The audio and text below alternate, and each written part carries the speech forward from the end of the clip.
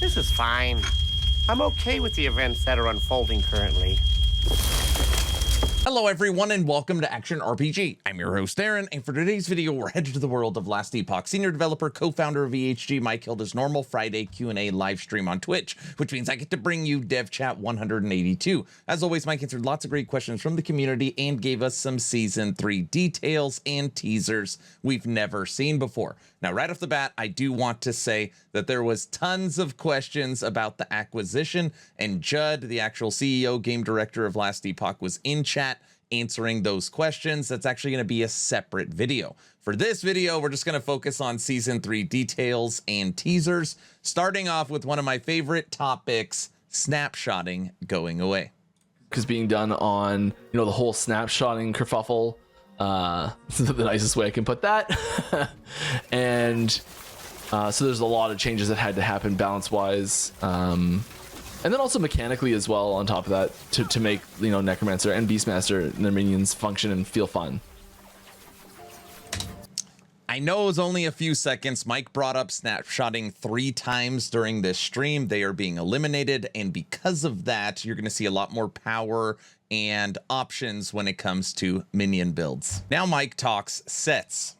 We're talking about, so it counts as part of every equipped item set. So this is, if you're familiar with Diablo 3, and I assume this is in Diablo 4 as well, the Ring of Royal Grandeur. There's no sets in Diablo 4.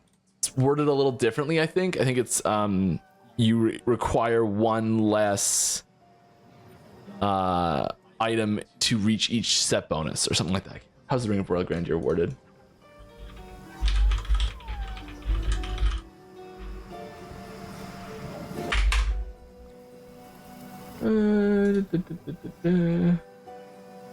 Reduces the number of items needed for set bonuses by 1.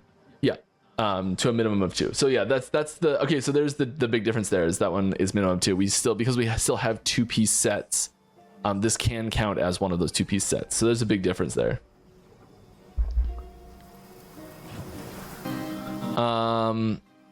The similarities though are, pretty clear. It's designed to allow you to equip more sets simultaneously, encouraging using sets, encouraging combining sets together. I think one of the big differences there is in Diablo 3, which is where I've last used it heavily. I don't even know if it's in Diablo 4.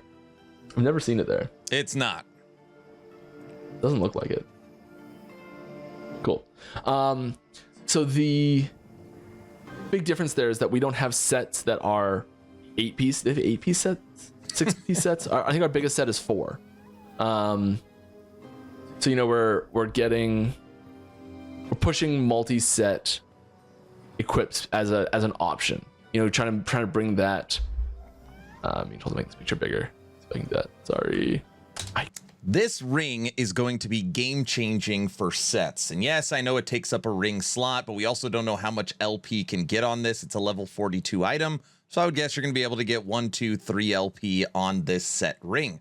And ultimately, if you have a couple 2-piece sets, by putting on this ring, you only need 1 of those items. And remember that you can now use set shards, which means you'd only need 1 shard of each set to actually make the full 2-piece set. It's going to open up so many build opportunities. Mike leaks a change on walking animation. It's a bit nitpicky, but did you ever think about updating the walking animation? I feel like they're a bit floaty, and I can't really describe why. Yeah, the walking animation gets a tiny adjustments surprisingly often. Like just little changes here and there that get adjusted. And there's definitely different, we recently added different animations for different walking speeds. So when you ramp up to higher speeds, maybe that's not in yet. Yes, we're working on the walking animation more. There's other things we're working on with regards to turning and animation blending for different weapon types equipped, and different situations for starting and stopping movement before and after abilities. And how those blend together. Yeah, so yeah, we're definitely working on the animation stuff, and I'm realizing that's not in the game yet. I'm sorry. Thought that was last season. Thanks, Mike. Is there more Season 3 details we don't know about? The CEO this Friday of big news. Yes, big news Friday. My question is, is there more content in season 3 that wasn't in today's video? If so, can you give us a rough breakdown of what was left out? I mean, the major stuff's there. But yeah, there's like, this is kind of the debate of like, define content. Because sometimes I'll be like, oh, well, there's these items or these nodes or these other things, and it's like, well, that doesn't count as content. And other times you'll get a situation where it's like, yeah, a single item is content. So it's depending on where that line is, yes or no. Major features for the game. The trailer included the major features there. I think I wouldn't sleep on the Rift Beast system on scope there. That's a full-on system. I've seen a few concerns that it's, oh, we're just doing champions again. It's not just champions again. So what I'm thinking is you're gonna have to hunt these beasts, and maybe they drop parts, and then different parts from each beast actually construct the primordial unique items. That's my guess, but it should be a full-blown system. Teaser 1. Related to that system. Just as some push you in the right direction a little bit on what's going on.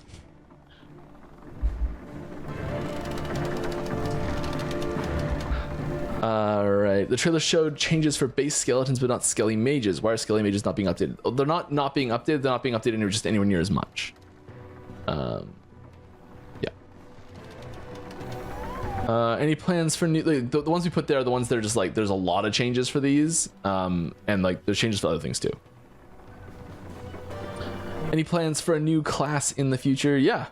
We've been talking about new classes for a while now. Whether that's new base classes, new mastery classes, Barbarian, some weird hybrid. No, there's definitely room for new classes in the system. We built the system with the expectation that we would expand the number of classes in the game, and so yeah, that's on the horizon. Not for season 3 though, just to be clear.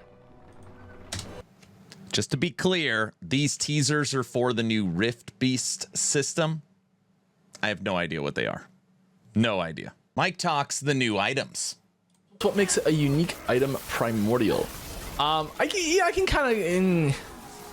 We haven't really explained the details of that system yet, so I can't really go into full info on it. But what can I say about that? They're usually narrow in their applications, so they're usually like kind of niche. So you're really focusing on a specific thing. They're generally not good. They're going to be less generically useful, I think. And they should be extremely powerful. Let's talk the new skill, Flay.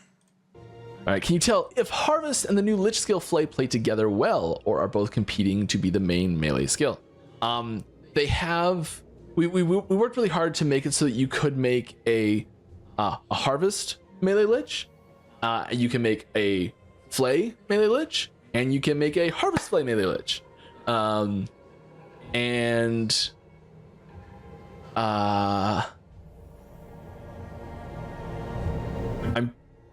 don't know when. There's a few key pieces for that to make that really work and shine that I have no idea when those are going to be shared, and I don't want to take away from those announcements, but we know that Lich is getting new creator uniques. I'm guessing this is what Mike's talked about, or he's talked about in the past, about he's working on a new creator unique. Maybe it automates one or the other so that when you use Harvest, it automatically uses Flay, or vice versa. Gonna be very cool. Teaser 2. Yeah, good time as any. So there are updates to some existing faction stuff that's coming, but there's not like a new faction that's coming with the new season. I thought Mike was going to read it. Rank 3 on the Weaver faction. You could reforge class-specific idols at the Woven Enchanter. Now, this is going to be huge because right now, basically, idols are RNG. They got to drop good, and then, you got to run the cemetery to be able to change them. Now you can do it through the Woven Enchanter. Now let's talk minions. the updates to Necromancer and Beastmaster, it's the ideal time to let us increase the size of pets, please. Let us make towering behemoths. If you don't know, one of the hidden mechanics, not hidden, but one of the like lesser known mechanics of Terra's Blessing on Primalist does increase their size. My biggest complaint running with other players is how some classes have so many spell effects I can't see anything. Falconer. Can we get an option to tone down or even turn off other players' effects? That's something that we've been getting a lot of requests of recently. So I think that initiative is starting to gain traction. Good. It's not coming in season 3 though. So I personally stopped playing because I felt like the main campaign and starter Monoliths was too easy. Is there plan to have a hell type difficulties? No. I was talking about this a little bit ago. After you actually asked this question, though, we are trying to improve that flow, so that we agree with that issue that you're bringing up, and having easier ways, having more convenient ways for players to ramp up that difficulty on their own is important. I just noticed. Look at these highlights going around the border. Like tracking around the border as it's happening. I've never noticed that before. Mike also goes on to say that unfortunately minion tooltips, so tooltip DPS for minions is not coming season 3. This is very interesting. Has previous campaign levels been adjusted for the addition of new chapter? Will completing all chapters make you start higher level in mono than if you completed all current chapters? Now, very good question. I've been kind of dancing around this a little bit all stream. I don't think I'm allowed to say the exact mechanic and how that works, but we have taken this into account, and there are adjustments made in your progress through early monoliths to account for this. Whether or not you've completed that last chapter or not will change how you enter the monolith system. So I don't think the early chapter like leveling rate and difficulty rate is changing much. We frequently make tweaks to that, but it's how you transition from the end of the campaign into the monolith is changing. What? I don't know. If you just made me guess, what is he talking about? Maybe if you finish the entire campaign beginning to end, Act 1 to Act 10, maybe you start farther in the monolith? I don't know. That's very interesting. Teaser 3, and Mike forgot about it. My goodness. I'm terrible. I had another teaser. What's this?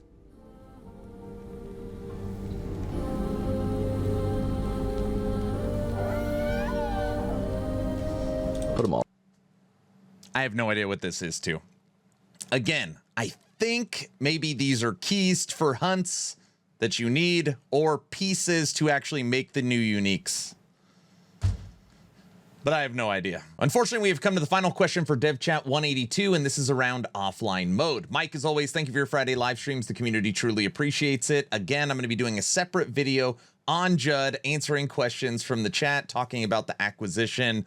There's a lot of buzz and news around this. Please like, share, and subscribe if you think I have earned it. I am 110 subscribers away from 100,000. I normally don't beg, but if you think I've earned it, please consider subscribing. We are knocking on the door of 100,000. Check out my new website, actionrpg.com. We've got creators like Frozen Sentinel, Babbling Bike, The Curse, and myself for Last Epoch. We're bringing on more games. The site continues to evolve. It's going to be very sweet when it's done. Again, actionrpg.com. It's in its beta phase, and right now we're just trying to get clicks. It's completely unmonetized. And don't forget to join the Discord. It's where we do all the subathon shenanigans, game nights, movie nights, and giveaways. All right, now I'm done. Mike, take it away. How will offline mode be managed moving forward? A concern is that people are quickly able to find S-tier builds in the first 10 minutes of a season launch due to offline character editors. Yeah, it's... offline is a blessing and a curse for so many things. Offline mode's really important, I think, just to have in the game in general, like just as a conceptual thing that the game has. I really like having offline mode. I think it's really important that it's there. and we have in the past considered like putting heavy restrictions on offline mode, or being like, oh, it doesn't release for the first week. You know, like we've talked about all those things a long time ago, and we decided against that a long time ago. And you know, I don't think it would be better to do that, really.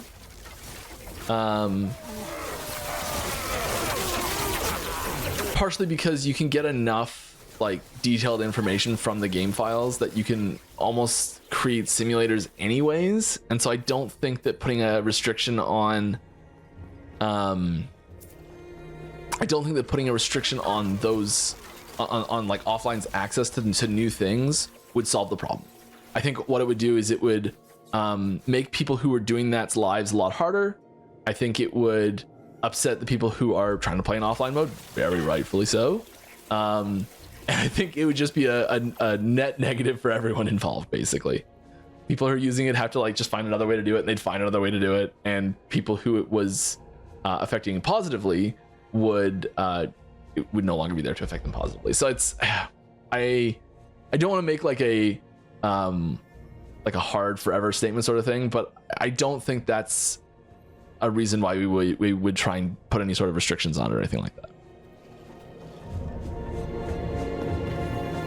But I do understand your concern, and that is part of the reason why we made changes to the CT program recently, was so that there would be at least some level of mystery when the season dropped.